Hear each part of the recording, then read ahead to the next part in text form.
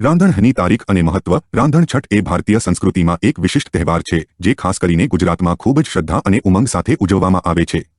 આ તહેવાર ખાસ કરીને મહિલાઓ માટે મહત્વનો છે કારણ કે તે માતૃત્વ અને પરિવારની સુખાકારી માટે યોજવામાં આવે છે।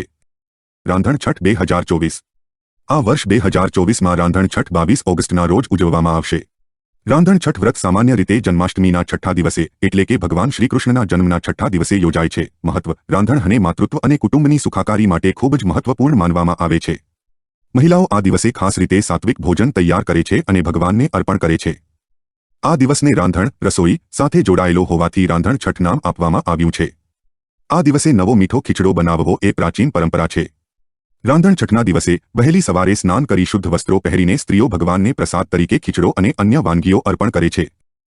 રસોઈ પર પ્રતિબંધો રાંધણ છઠના દિવસે રાંધણ એટલે કે રસોઈ બનાવવા પર વિશેષ પ્રતિબંધો હોય છે।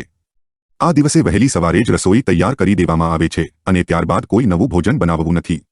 આ પરંપરા શીતળા માતાને માન આપવાની છે કારણ કે આ દિવસે માન્યતા છે કે માને ગરમ ભોજન અપાવવાનું ટાળો। શીતળા માતાની પૂજા રાંધણ છઠના દિવસે શીતળા માતાની પૂજાનો વિશેષ મહત્વ છે।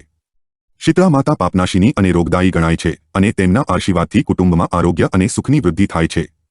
શીતળા માતાની પૂજા માટે સ્ત્રીઓ આ દિવસે મીઠો ખીચડો બાજરીના રોટલા દહીં અને બાફેલા કુકડી જેવા ઠંડા ભોજનનું ભોગ ચડાવે છે।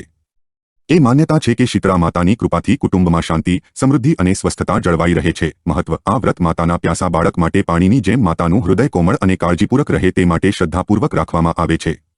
રાંધણ છઠના દિવસે રાખેલા વ્રતથી પરિવારના દરેક સભ્યના જીવનમાં સુખ શાંતિ અને સમૃદ્ધિ આવે છે એવી માન્યતા છે। આ રીતે રાંધણ છઠ તહેવાર દરેક પરિવારમાં આનંદ અને ઉમંગ સાથે ઉજવવામાં આવે છે।